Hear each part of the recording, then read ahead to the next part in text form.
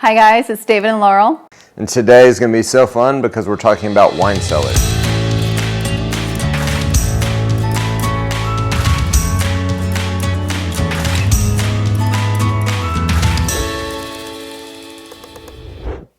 One of the first things we take in consideration when designing a wine cellar is capacity. We need to know how many bottles you're planning to store in the cellar, how much red wine versus white wine, the size of the bottles, standard, magnum, mini bottles.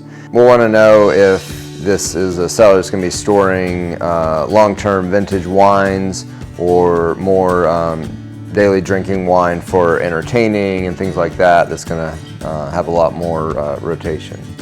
Once we understand our clients' capacity needs for their cellar space, it allows us to confidently move into architectural planning. One major consideration is whether or not to actually insulate and condition your cellar. Depending on the location in the home, it may be in a space that is already pretty temperature regulated, like a basement. But if you're storing bottles that have high value, no matter if it's in a basement or not, you're absolutely going to want to condition the space to maintain the value of the bottle of wine. If your goals are more display and you're not going to be aging wines and keeping them long term, then you might want more of an open glass display, and thermal conditioning is not going to be as big of a concern for you if you're going more for just the aesthetic value of it. Another major thing to consider when thinking about your wine cellar is how you want to display your wine. A lot of the wine cellars that we see on Pinterest, on Houzz, have the X's and the vertical racking that you can stack your bottles in. So in that type of application, you're only going to see the top of the wine bottle and not necessarily the label.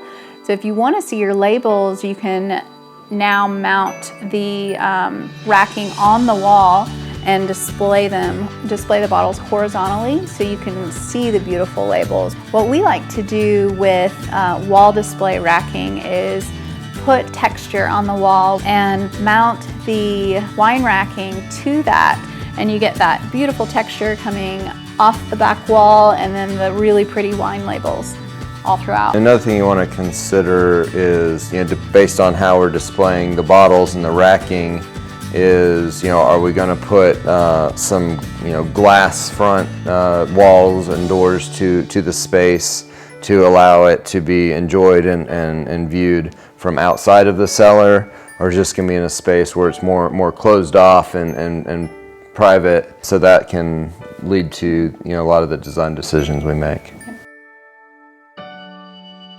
Let's talk about entertaining in the home with a wine cellar. One of the considerations you want to make is, where do we put this in the house? How are you going to use it? Are you wanting to show off your wine display, or do you want to keep it private and tucked away? If you're considering having a table in your wine cellar to sit and enjoy wine, you really want to think about the temperature. If you have a conditioned cellar, it's going to be 60 degrees in there and quite chilly for sitting and enjoying a glass. So if you've got a case where you just have a display room that's not conditioned, that might be a good idea.